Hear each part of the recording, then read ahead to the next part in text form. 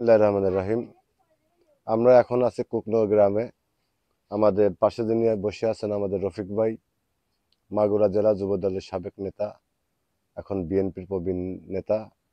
ভাই দীর্ঘ দিন ধরে অসুস্থ। আপনারা দেখতে পাচ্ছেন যে ঘরে পঙ্গুত্ব অবস্থায় আছেন।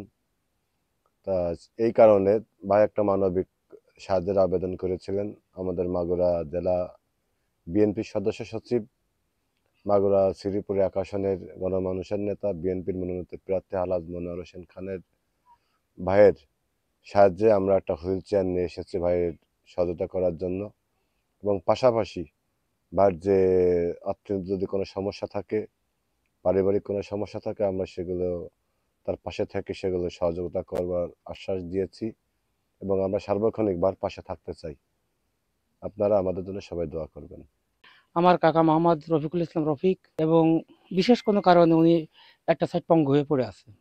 তা আমি মাগুরা এক সুন্দর প্রার্থী জনাব মোহাম্মদ আলহাজ মনোয়ার খানের কাছে সবেমাত্র বলেছিলাম, কাকা আমার তো রফিক কাকার শারীরিক অবস্থা ভালো না, আপনি সব জানেন, তো তার একটা হুইল চেয়ার হলে ভালো হয়, হাঁটাচলা করতে পারে না।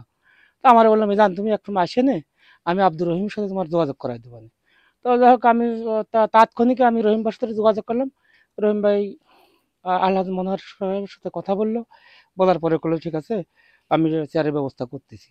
তো পরশুদিন সবেমাত্র বলেছি, তো আজকে সেই হুইল চেয়ারটা জনাব আমাদের প্রার্থী ধানশাহী প্রার্থী আলহাজ মনোহর হোসেন খান, মাগুরা এক আসনের প্রার্থী, উনি এই হুইল চেয়ার পাঠিয়ে দিয়েছেন।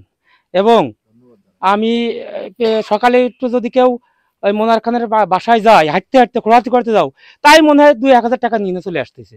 এরকম ব্যক্তি আমার মনে হয় বাংলাদেশ আর কোনো প্রার্থী ধানের শেষ আছে কিনা আমার জানা মতে নাই।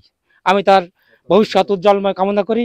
সে মানবিক নেতা, এবং এরকম নেতা আছে বলে মনে হয় না। যে যত প্রার্থী হোক, এরকম লোক আর ভবিষ্যতে মেলবে কিনা আমাদের জানা নেই।